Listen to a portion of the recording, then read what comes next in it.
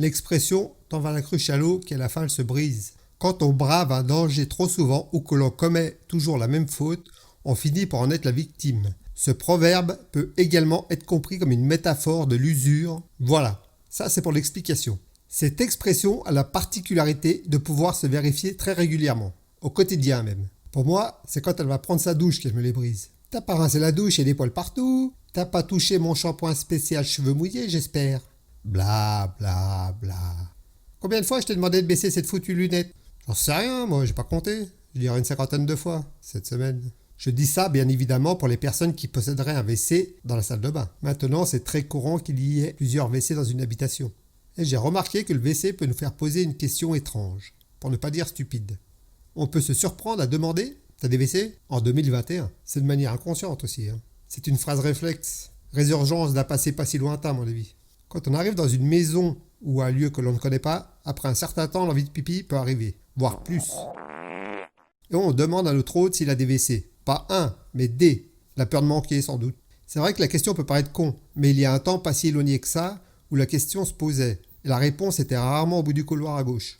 Il y a une 40aine d'années, à la campagne, par exemple, quand tu demandais « Avez-vous des commodités, s'il vous plaît ?» Le mec te répondait « De quoi? J'ai pas de commodité ici, moi. J'ai qu'une commode, mais c'est pour le coiffeur exactement. » Non, mon brave. Les lieux d'aisance. Les convenances, si vous préférez. Comment nomme-t-on cela dans votre bourg? Je vais regarder ce Google. Bah, qui que c'est donc, ça Krugl. Voilà, c'est bon, j'ai trouvé. Les WC. Avez-vous des WC, mon brave? Bah ouais, bien sûr qu'il y a un WC. T'as le Black Pearl qui veut prendre le large. Me plaît-il? T'as envie de libérer le Kraken? Diantre, je ne comprends pas un traître mot. Je te demande si t'as un 747 en bout de piste. Je suis confus, je ne comprends rien. Bon, t'as envie de pisser ou de démolir un cake? T'as pigé un métaphore ou pas? Si tu veux pisser, tu vas dans la cour. Par contre, si tu veux couler un bronze, c'est pas pareil. On n'est pas des sauvages. Alors, tu vas voir, c'est très simple. Pour aller aux chiottes, tu sors. Tu vas à l'arrière de la maison. Chien n'aime pas trop les nouvelles têtes ici. Si tu restes bien collé au mur et que tu gardes les bras bien collés au corps, normalement c'est bon. Ensuite, tu contournes le poulailler. Là, c'est aux oies qu'il faut faire gaffe. Je te dis ça, un soir je suis sorti à poil. L'oie, c'est très taquin comme bestiaux. Ça chope tout ce qui dépasse. Bref, bon là, t'es presque arrivé. Seulement, il y a un dernier truc. Si le bouc est dehors, il ne faut pas du tourner de dos surtout. Jamais, tout le monde, en aucun moment. Sinon, tu vas avoir du mal à t'asseoir pendant un petit moment, mon petit gars. Après, tu verras, c'est pas compliqué. Il y a 3 portes en bois. C'est la porte où il y a les mouches. Ça perd les papillettes. On dirait une épreuve de paquet express ou de Koh-Lanta. J'arrive miraculeusement à la cabane au fond du jardin. Je rentre à l'intérieur. Si tu connais pas, c'est l'expérience.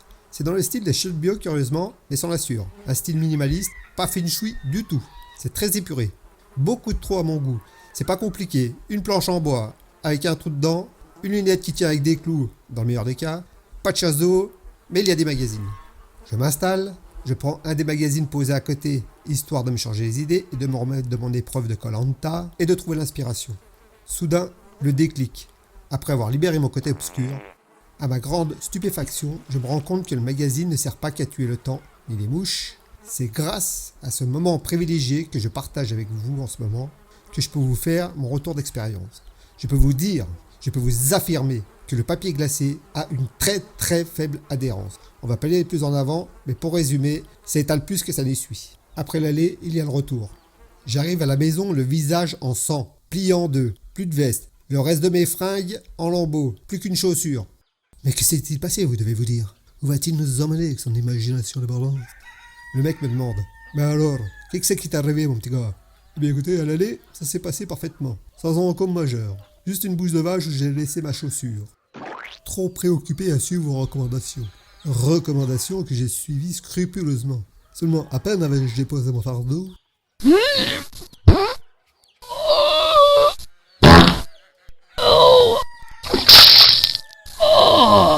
Qu'une énorme araignée m'est tombée sur la tête.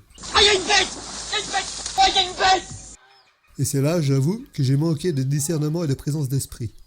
Je suis sorti du chiotte, comme vous dites, avec la plus grande hâte, sans avoir remonté mon pantalon au préalable.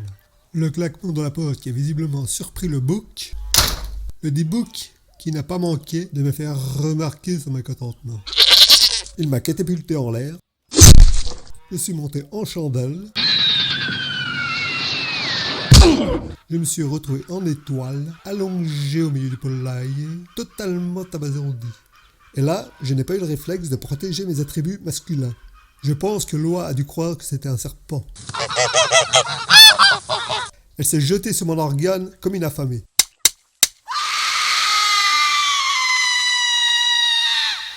Par chance, mes hurlements lui ont fait lâcher prise, pour mon plus grand bonheur. Mais ils ont réveillé le chien pour mon plus grand malheur. Il a bondi sur moi.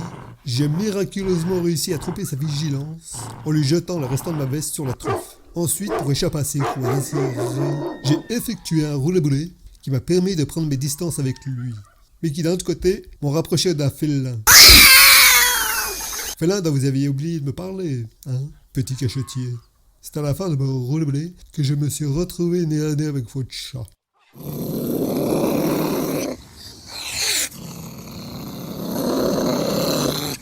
Et là, allez savoir pourquoi.